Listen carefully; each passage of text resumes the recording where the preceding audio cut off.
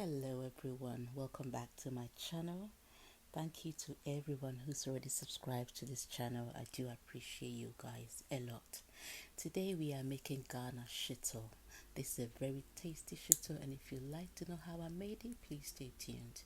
So we're going to start with our main ingredients. I have here some onions, and please don't be alarmed by the amount I have here. I was just making a very big pot of shito, which I'm going to share with my friends and family. That's why. So I have my ginger. I also have some garlic.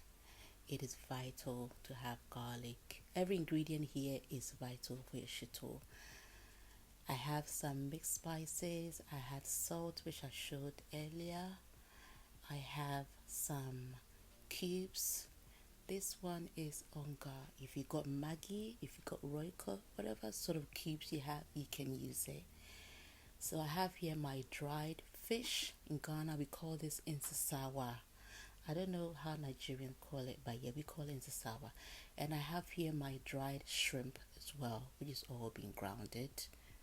I have my grounded pepper, dried grounded pepper. When it comes to shito, you need quite a lot of pepper, but then everybody's preference is different. But I prefer to have quite a lot of pepper in my shito. And then we're gonna have the oil. Making shito requires a lot of oil, so you need oil, a lot of them for this one. And then of course I have my big pot that I'm going to use to make this shito.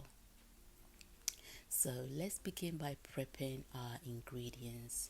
I'm going to start by chopping these onions into blendable pieces.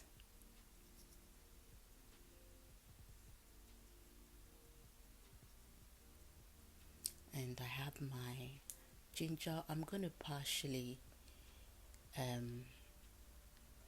slice off the back, because sometimes they might have like soil or sand hidden in the little corners, so you need to make sure you get it all out. And then after that I will wash it. Some people prefer to wash it before they chop them, but I prefer to wash them afterwards.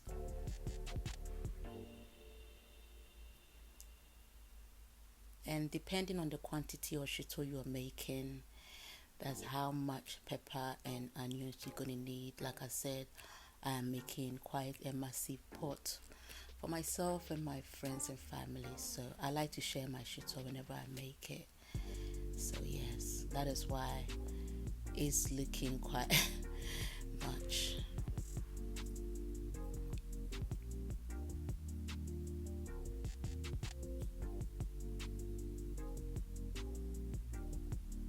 And now we are going to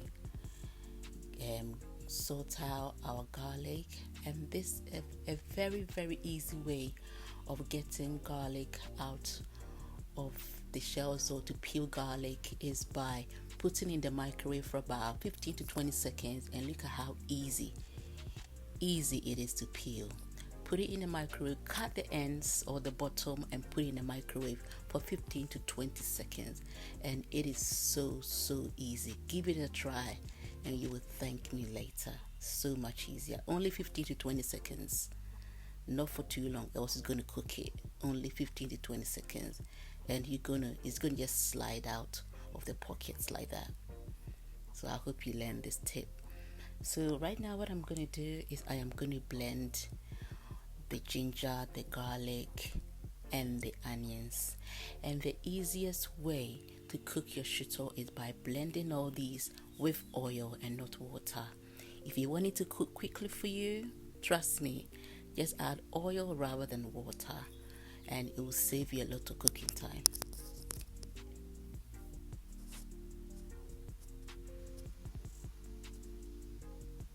And it goes straight into the pot. You don't need to put any extra oil in the pot.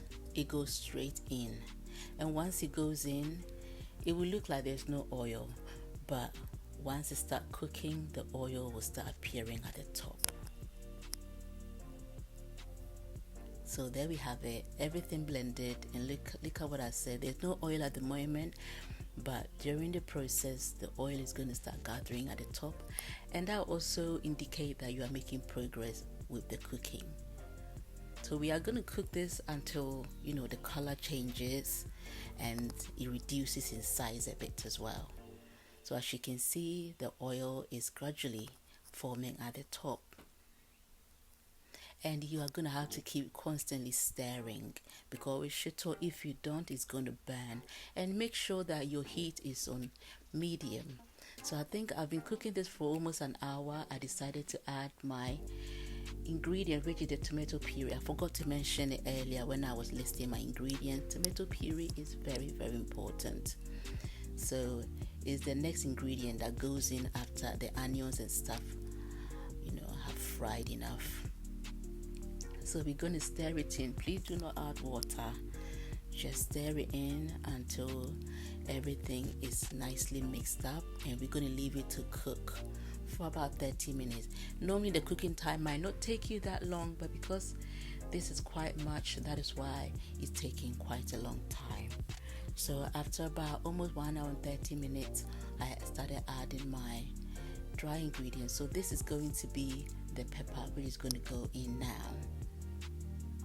And one thing I must stress is that the shrimp and the dried fish, they go in at the last minute.